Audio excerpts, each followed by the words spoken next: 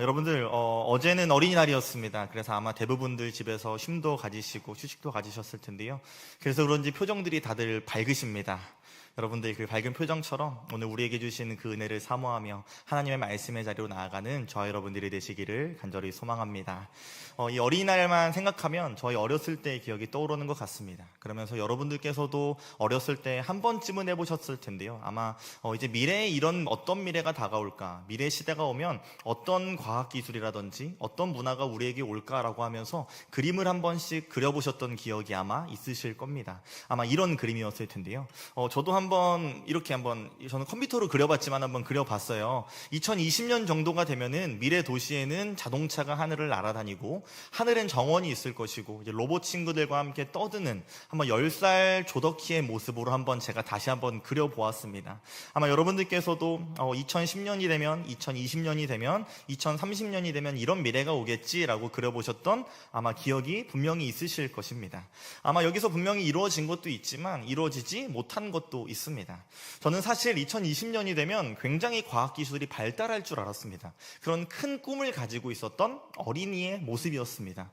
그런데요, 여러분들도 아시겠지만 2020년에는 저런 자동차가 날아다니는 것이 유행했던 것이 아니라 우리에게 큰 유행으로 다가왔던 것이 있습니다. 바로 트로트였습니다.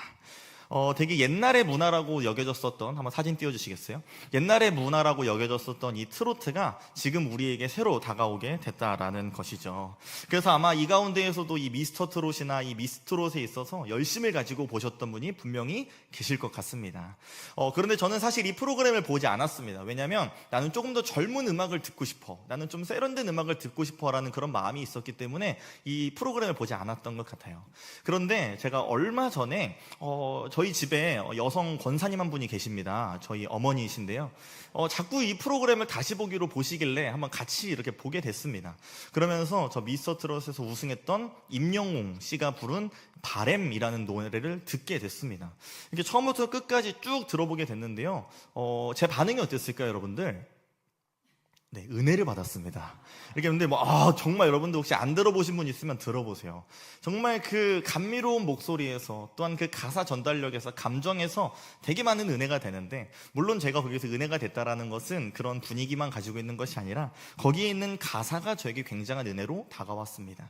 이 바램이라는 노래 마지막 부분에 보면 이런 가사가 나옵니다. 우리는 늙어가는 것이 아니라 조금씩 익어가는 겁니다. 이런 말이 나옵니다. 아마 노년에 이르면서 우리는 점점 늙어간다라고 생각하고 나이 들어가면서 낡아간다라고 생각을 하지만 사실은 열매가 익어가는 것처럼 익어간다라는 표현을 하고 있는 것인데요. 저는 이 가사를 보면서 우리의 신앙과도 한번 연결시켜 보았습니다. 사실 우리는 예전만큼의 열정이 사라진 것만 같고 예전만큼의 건강이 없어진 것만 같고 예전에는 하나님의 일을 하느라 내가 열심을 다해 나아갔었는데 그렇지 못한 것 같아서 늙어가는 신앙을 가지고 있다라고 생각을 하지만 우리는 주님 안에서 더욱더 익어가는 신앙을 가지고 있다라고 저는 믿어 의심치 않습니다.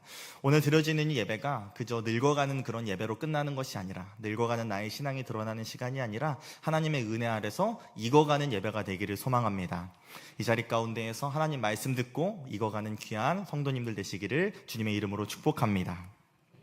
오늘 말씀은 창세기입니다. 여러분들께서도 아마 여러 번 읽어보셨겠고 여러분들께서도 잘 아시는 내용일 텐데요. 야곱의 이야기를 다루고 있습니다. 야곱이라는 인물이 어떠한 인물입니까? 아버지였던 이삭을 속이게 되고 형이었던 에서까지 속이게 되면서 그 축복을 받기 위해 거짓을 불사하지 않았던 인물이 바로 이 야곱의 모습이었습니다. 그러면서 형을 피해서 도망갔었던 그 야곱의 모습을 여러분들께서 분명히 기억하고 계실 것입니다. 그러면서 도망하는 길 가운데 너무나도 외롭고 춥고 정말 죽음과도 가까운 그 길 가운데 하나님께서 야곱을 만나 주셨습니다. 그 꿈속에서 천사를 경험하게 되었고 하나님의 사랑을 경험하게 되었던 이 야곱은 그 자리를 뭐라고 부르게 됐죠? 바로 오늘 말씀의 제목이기도 한 베델이라고 부르게 되었습니다.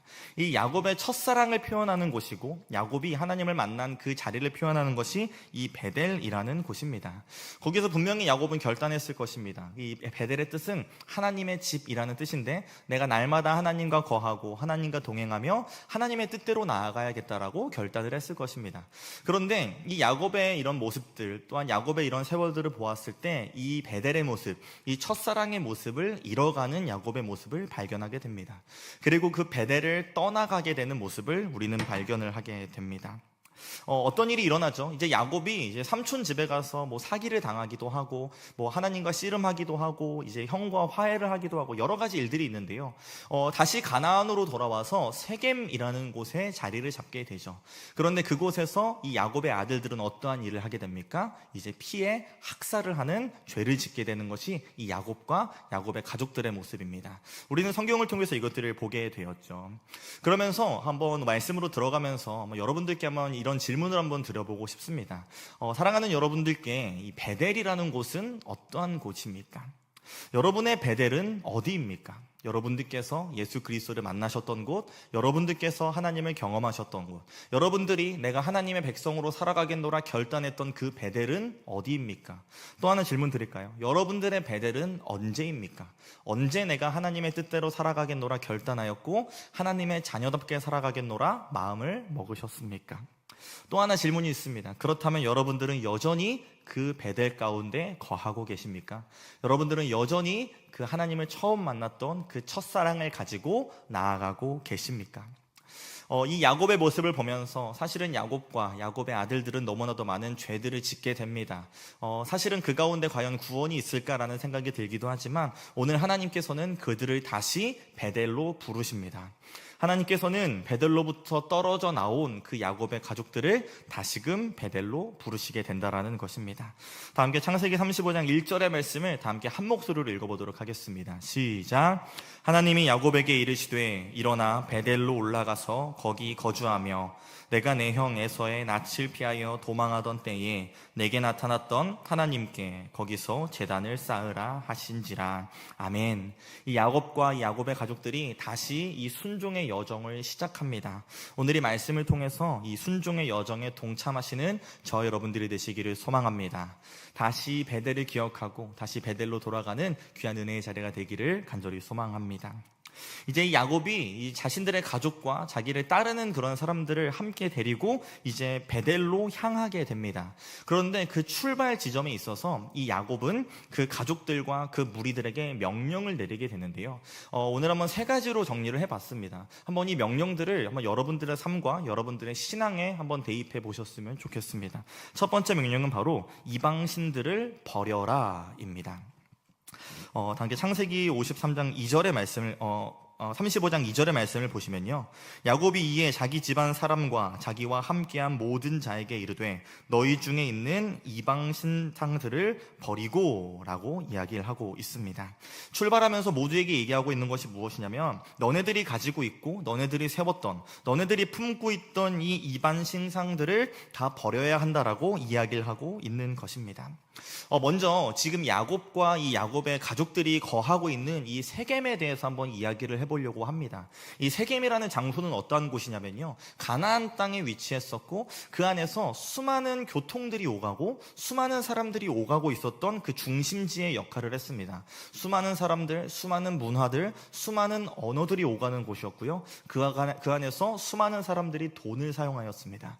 그래서 수많은 산업들이 발달을 하게 되고요, 지금의 말로 하면 풍요로움 그리고 부유했던 것이 바로 이 세겜 땅의 모습이었습니다. 당연히 돈이 들어왔기 때문에 그런 음란함도 들어왔고요, 도박도 들어왔고요, 수많은 이단 사상들이 들어왔던 것이 이 세겜 땅의 모습입니다. 그런데 이 세겜과 같은 곳이 이 신약에서도 비슷한 곳이 있습니다. 여러분들께서도 많이 들어보신 바로 고린도라는 지역입니다. 고린도도 마찬가지였습니다. 고린도도 이런 교통의 도시였고 항구였기 때문에 산업이 발달하였고 풍요로웠기 때문에 수많은 죄악들과 수많은 우상들과 수많은 음란들이 들어왔던 것이 바로 이 고린도 그리고 세겜이었습니다. 심지어 사람들이 가지고 있는 은어도 있었습니다. 당신은 고린도 사람과 같군요 라고 하는 말은 무엇이냐면 당신은 고린도 사람처럼 음란하군요, 당신은 고린도 사람처럼 우상을 섬기는군요 라고 했던 것이 이 고린도였습니다. 여러분들께서 성경을 보시면 아시겠지만 여기 바알이라는 신상이 있던 것이 바로 세겜이었고 아프로디테 신상이 있었던 것이 바로 고린도 지역이었습니다. 쉽게 말해서 이 세겜이란 땅은 이방신들로 덮여 있었고 우상들로 가득했었고 그들이 가지고 있었던 문화라든지 교육이라든지 언어라든지 모든 것이 이방신들로 우상들로 뒤덮여 있던 것이 바로 세겜이라는 곳이었습니다. 야곱과 그들의 가족에게도 분명히 스며들었을 것입니다. 그들에게도 이방신들과 우상들이 덮쳤을 것이고요. 그들의 문화에서 이방신들의 악한 것들이 그들의 삶에서 스며들고 드러났을 것입니다. 그 가운데에서 이제 야곱이 그 베델로 향하면서 가족들에게 얘기하는 것이 무엇이냐면, 우리의 삶에 젖어들어 있는, 내 삶에 가득 차 있는 이 우상들을 버리고 출발하자라고 이야기를 하고 있는 것입니다. 한번 우리의 삶을 되돌아보았으면 좋겠습니다. 사실 우리가 살아가고 있는 세상도 이 세겜과 그리고 고린도와 크게 다를 바가 없습니다. 우리가 살아가고 있는 세상도 수많은 문화들과 수많은 물질들과 수많은 우상들이 우리에게 들어오게 되면서 우리는 세상의 악한 우상들에 둘러싸여서 살아가는 것이 바로 우리들의 모습이라는 것입니다. 그러면서 이 야곱이 버리라고 했던 이 우상을 우리에게도 한번 적용해 보았으면 좋겠습니다.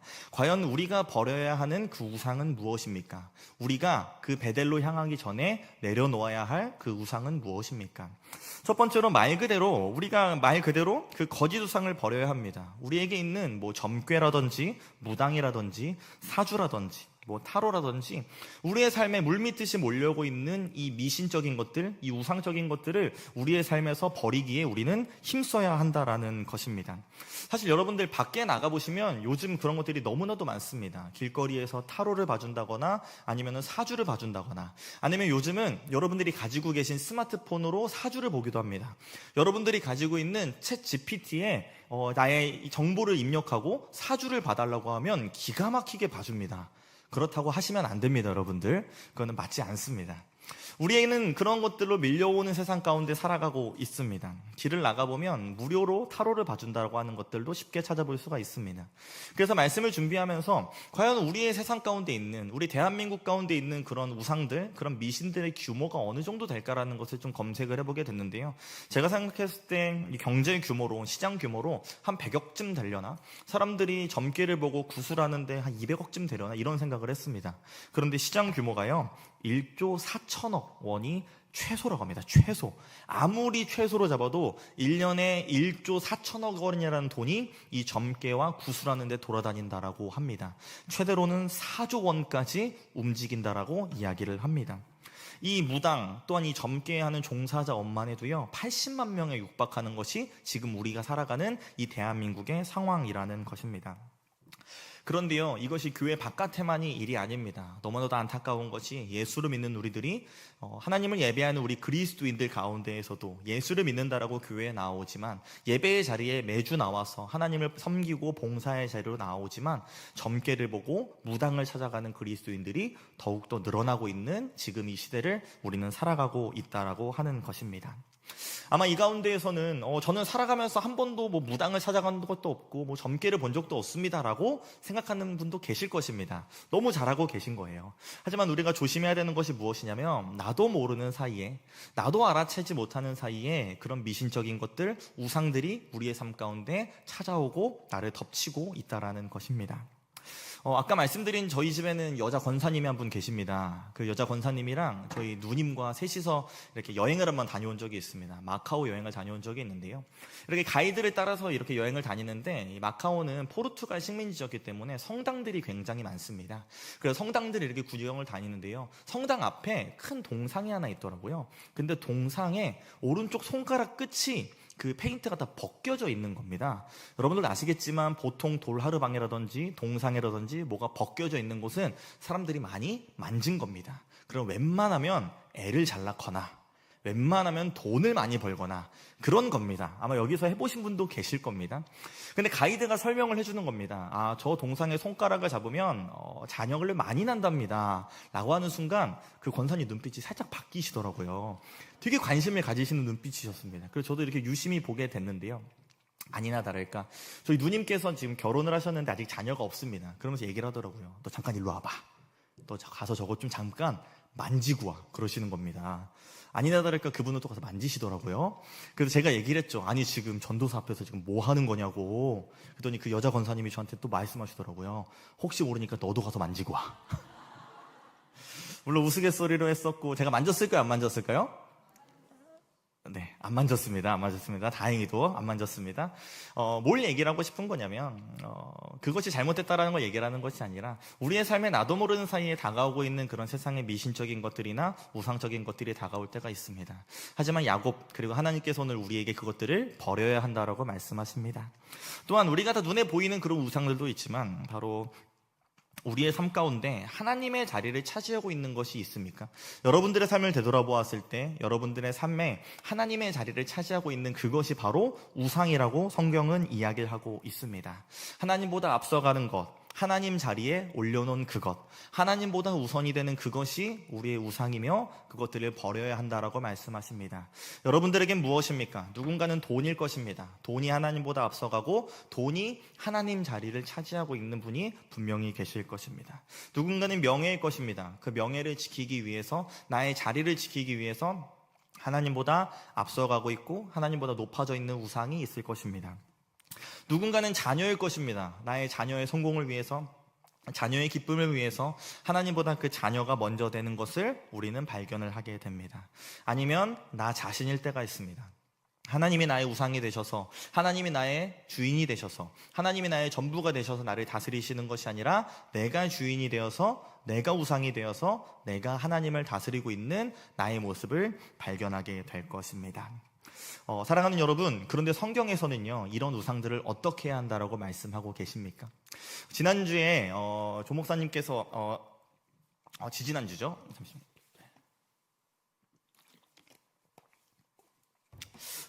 조 목사님께서 유행어를 이렇게 여러분들께 보이셨습니다. 어떤 유행어인지 여러분 기억하시나요? 뭐뭐하고 있는데 기억하시죠? 기억하실 거라고 생각을 하는데요. 유행어 하나 좀 알려드리겠습니다. 아무래도 저는 청년 사역을 하다 보니까요. 여러분들 집에 가서 잘 써먹으시면 됩니다. 요즘 유행하는 게 뭐냐면요. 조금 지나긴 했지만 변기에 넣고 내려라는 게 있어요. 변기에 넣고 내려. 이게 뭐냐면요. 나 요즘 이런 트라우마가 있습니다. 라고 하면 그 사람한테 얘기하는 겁니다. 너의 트라우마를 변기에 넣고 내려. 나 이런 슬픔이 있습니다. 그럼 얘기하는 겁니다. 너의 그 슬픔을 변기에 넣고 내려. 이 뜻이 왜 유행이 됐냐면요. 우리에게 슬픔이 있으면 그 슬픔을 나의 마음 가운데 간직하고 있는 것이 아니라 어느 한켠에 두는 것이 아니라 그냥 아예 떠나버려야 된다고 말하고 있는 것입니다.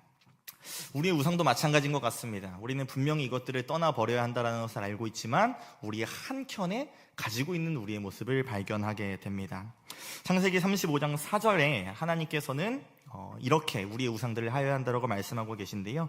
4절 말씀을 함께 읽습니다. 시작. 그들이 자기의 손에 있는 이방 신상들과 자기 귀에 있는 귀고리들을 야곱에게 주는지라. 야곱이 그것들을 세겜 근처 상수리 나무 아래에 묻고. 아멘. 맨 밑에 뭐라고 얘기 나오죠? 그것들을 세겜 근처 상수리 나무 아래에 묻고. 이것은 묻어뒀다가 다시 꺼낸다는 의미가 아닙니다. 이것들을 묻어놓고 그것이 썩어 없어져 영원히 떠나 보낸다는 것을 이야기하는 것입니다. 사랑하는 여러분, 야곱 그리고 하나님께서는 우리에게 말씀하십니다. 우리가 가지고 있는 그 우상을 떠나보내는 것이 우리가 베델로 돌아가는 첫걸음이라고 말씀하십니다. 두 번째입니다. 한 목소리로 읽도록 하겠습니다. 시작. 의복을 바꾸어 입으라. 두 번째는 의복을 바꾸어 입어야 한다라는 것입니다. 창세기 35장 2절 말씀을 보시면 하반절에 이렇게 나오고 있습니다. 자신을 정결하게 하고 너희들의 의복을 바꾸어 입으라. 이것이 명령이다라고 이야기를 하고 있는 것입니다. 의복을 바꾸어 입는다라는 것이 어떠한 의미일까요? 성경에 보면 이 옷이라는 개념이 굉장히 많이 나옵니다. 옷을 바꿔 입는 것, 옷을 입는 것에 대한 개념들이 많이 나옵니다. 창세기 맨 앞부분에 보면 아담과 하와가 나오는데요. 그 아담과 하와가 입는 가죽옷, 우리가 대표적으로 알고 있습니다. 탕자가 집을 떠났습니다. 탕자가 다시 집으로 돌아왔을 때 그 아버지가 탕자에게 입혀주었던 그 새 옷을 우리는 기억하고 있습니다. 하나님께서 말씀하신 그 전신갑주를 입으라라는 말씀을 우리는 너무나도 잘 알고 있습니다. 성경은요, 이 옷을 얘기할 때 결코 그냥 몸을 가리는 도구로만 이야기하는 것으로 끝나지 않습니다. 성경에서 이 옷, 이 의복을 이야기한다는 것은 그 한 사람의 신분, 그 사람의 상태, 그 사람의 영적인 정체성을 의미하는 것입니다. 그렇다면 이 야곱이 옷을 갈아입어라, 의복을 바꿔 입어라라고 하는 뜻은 무엇입니까? 너네들이 가지고 있는 그 신분, 너희들이 가지고 있는 그 상태, 너네들의 영적인 정체성을 바꿔야 한다. 그것들의 변화를 입어야 한다라고 오늘 말씀하고 있는 것입니다. 이 야곱이 하고 있는 질문, 이 옷을 갈아입는 질문을 한번 우리에게 해보았으면 좋겠습니다. 이 당시 이 야곱이 이 말을 했었을 때 이 당시의 이 자녀들과 이 당시 가족들의 상태는 어떤 모습이었을까요? 2절에 보시면 이렇게 얘기하고 있습니다. 2절에 의복을 바꾸어 입어라 라고 하면서 그 앞절에 뭐라고 나오냐면 자신을 정결하게 하고 라고 이야기를 하고 있습니다.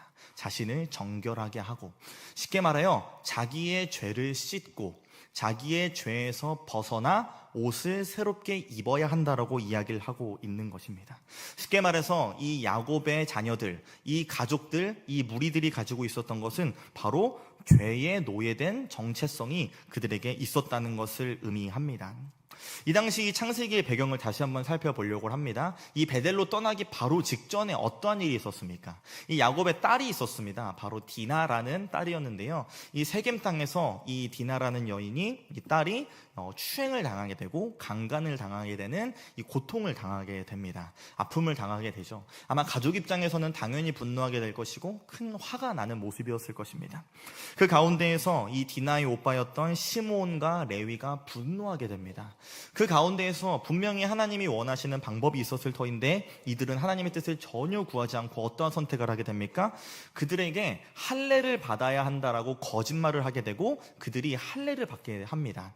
할례라는 것이 무엇입니까? 그 당시에 하나님이 주셨던 축복이자 은혜이자 하나님의 약속인데 이 시므온과 레위는 그 할례를 이용해서 그 사람들을 병들게 하고 누워있게 만듭니다. 그 후에 어떤 일을 합니까? 칼을 들고 가서 그 할례를 받아 누워있는 사람들을 다 죽이는 죄를 가지게 되는 것입니다. 이 당시 어떤 모습이었습니까? 바로 자기의 감정 모두 죄에 끌려다니고 죄에 굴복해 있는 상태가 이 야곱의 집안의 모습이었다라는 것입니다. 바로 죄에 노예된 정체성으로서 그 죄가 큰 것인지 구분도 못하고 이 죄를 하나님이 어떻게 생각하시는지도 구하지도 못하는 이 죄에 노예된 모습을 가졌던 것이 바로 이 영혼들의 모습이다라는 것입니다. 사랑하는 여러분, 여러분들의 모습은 어떠하십니까? 사실 우리도 이 세상 가운데 수많은 죄악들 가운데 살아가게 되고 우리는 죄악 가운데 때로는 그 죄를 짓기도 하고 죄를 목격하기도 하고 그 죄에 무감각해져가는 우리의 모습을 발견하게 됩니다. 마치 시므온과 레위처럼 이 야곱의 자식들, 야곱의 가족들처럼 죄에 노예된 정체성이 혹 우리에게 있진 않은지 한번 되돌아보았으면 좋겠습니다. 마귀가 주는 대표적인 마음이 있습니다. 대표적인 거짓들이 있습니다. 첫 번째는 무엇이냐면 바로 우리 인간은 죄를 이길 수 없다라는 것입니다. 마귀가 주는 마음은 무엇이냐면요, 에이, 우리가 어떻게 죄를 이기겠어? 우리는 당연히 죄를 지을 수밖에 없지. 에이, 우리가 얼마나 신앙적으로 성숙해지고 우리가 얼마나 하나님과 가까워져도 우리는 죄를 지을 수밖에 없어 라고 하는 거짓된 마음을 우리에게 주게 됩니다. 그러면서 이어지는 다음 마음이 무엇이냐면 이 정도 죄는 괜찮아 입니다.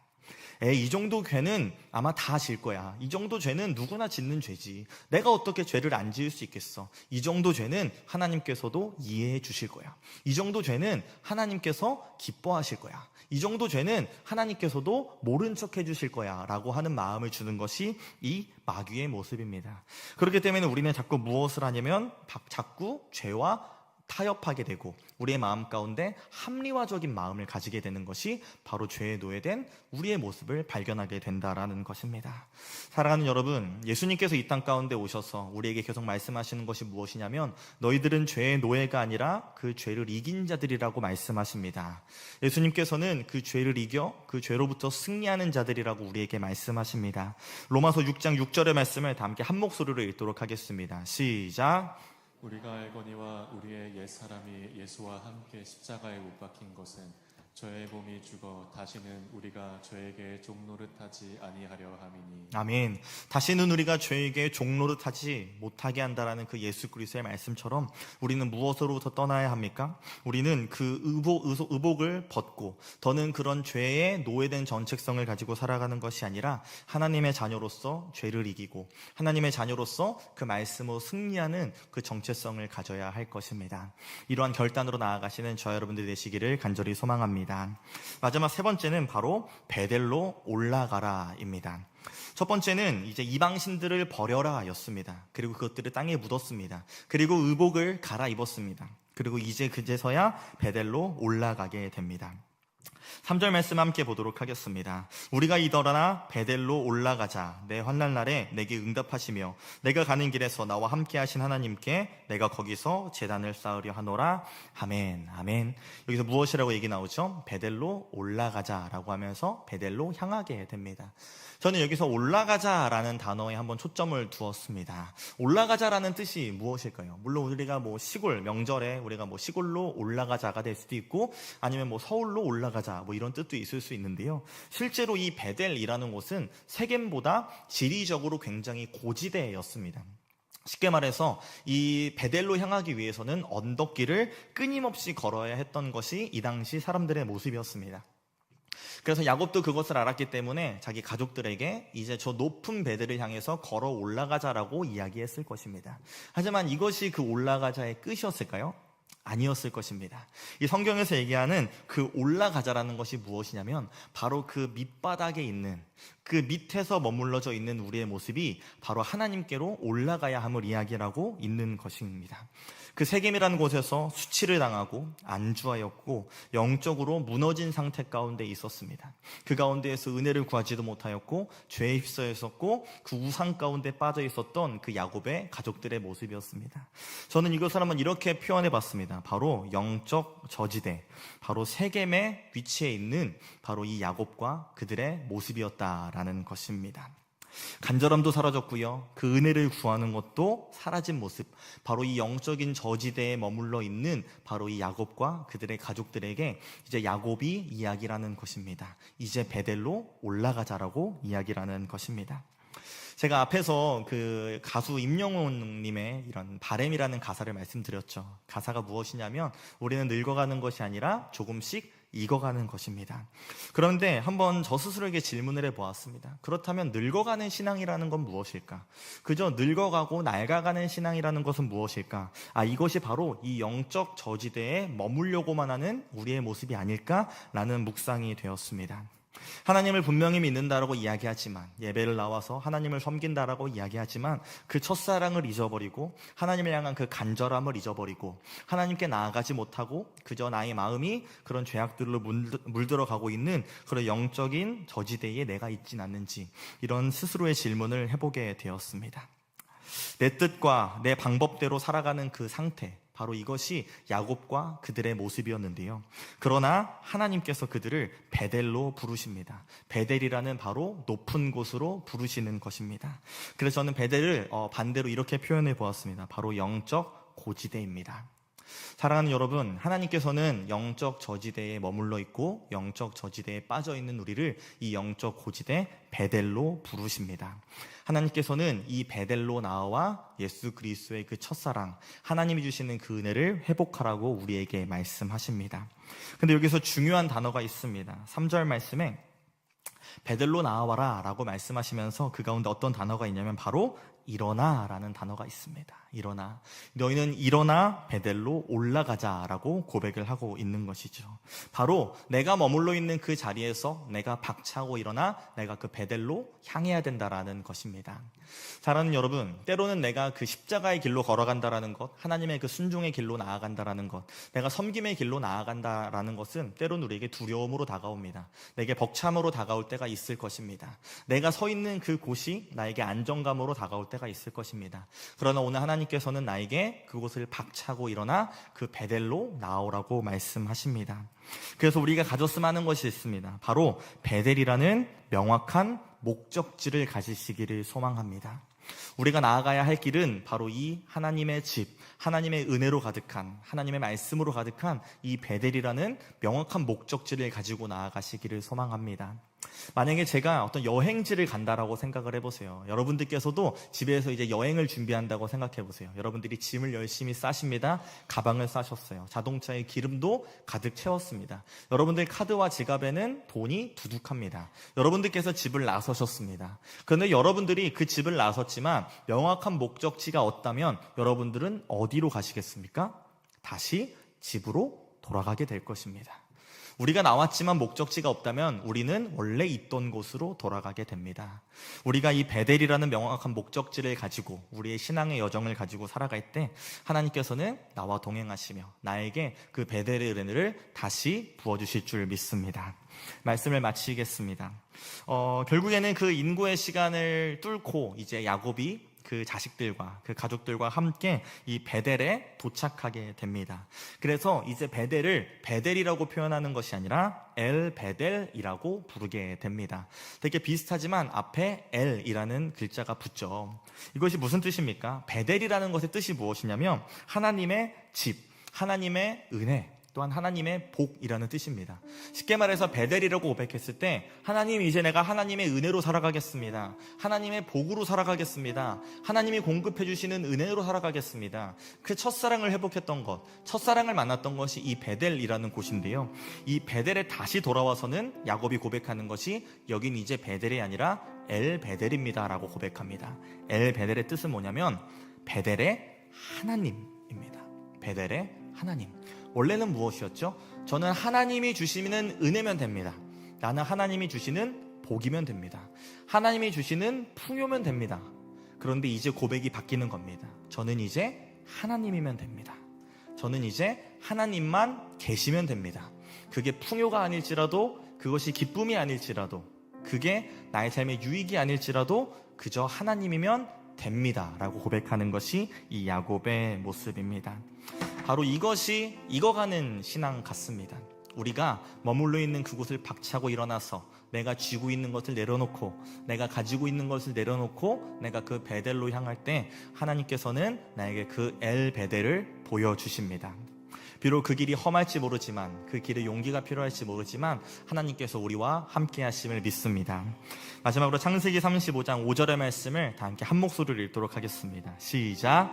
그들이 떠났으나 하나님이 그 사면 고울들로 크게 두려워하게 하셨으므로 야곱의 아들들을 추격하는 자가 없었더라. 아멘. 그 베델로 향하는 그 영혼들에게 하나님께서는 보호의 손길을 내밀어 주시고 은혜를 베풀어 주시고 그들을 아무도 공격하지 못하게끔 영원히 함께해 주실 줄을 믿습니다. 사랑하는 여러분, 우리가 머물러 있는 그 자리가 때로는 죄악일 수 있습니다. 우리가 머물러 있는 곳이 안정감의 자리일 수 있습니다. 내가 머물러 있는 것이 내가 스스로 만든 그 우상의 자리일 수 있습니다. 하지만 하나님께서는 오늘도 저 여러분들을 그 베델의 자리로 초청하십니다. 다시 그 말씀의 자리로 나아가며 말씀을 회복하며 나아가는 저 여러분들이 되시기를 간절히 소망합니다. 함께 찬양하며 나아가길 소망합니다. 이 시간 찬양 고백하시면서 그 말씀으로 나아가는 이 귀한 시간 되길 소망합니다.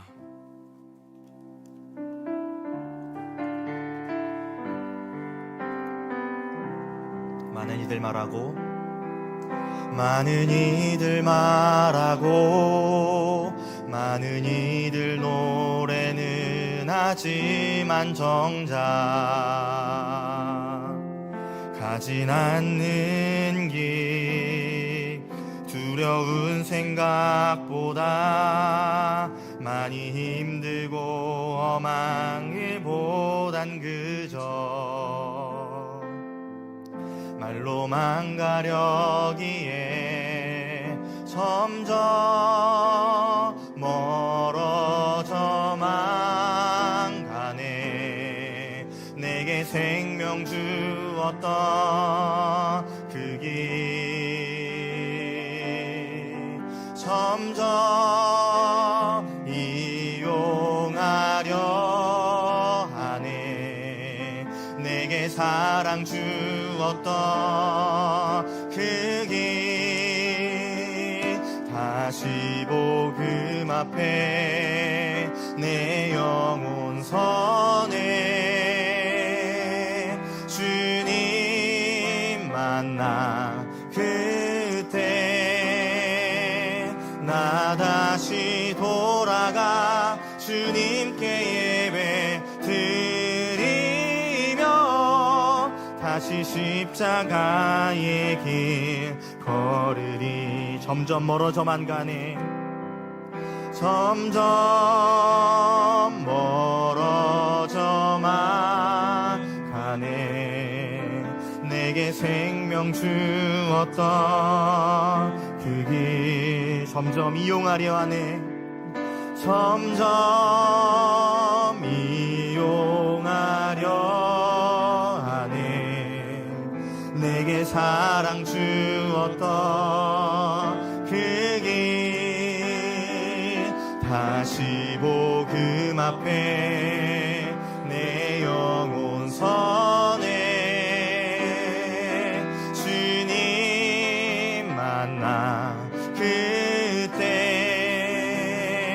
나 다시 돌아가 주님께 예배 드리며 다시 십자가의 길 걸으리. 다시 복음 앞에, 다시 복음 앞에 내 영혼 선해. 주님 만나 그때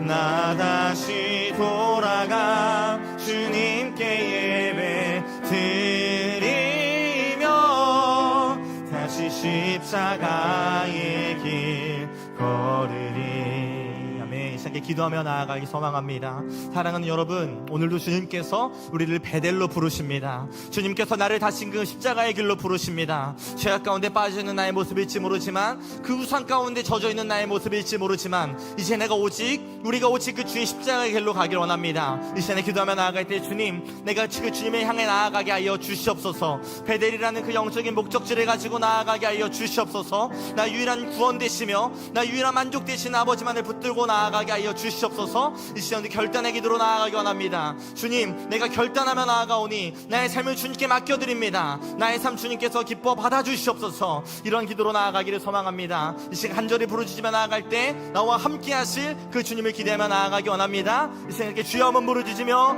함께 기도의 자리로 나아가시겠습니다. 주여, 전능의 아버지 하나님, 이 시간 나를 부르신 아버지 하나님을 소망하며 나아갑니다. 이 시간 나의 구원이 되신 아버지를 붙들고 나아가기를 원합니다. 아버지 하나님, 내가 그 베델을 떠나왔던 나의 연약함을 고백하며 나아가오니 그 베델을 떠나 아버지의 말씀 붙들지 못하였던 나의 연약함을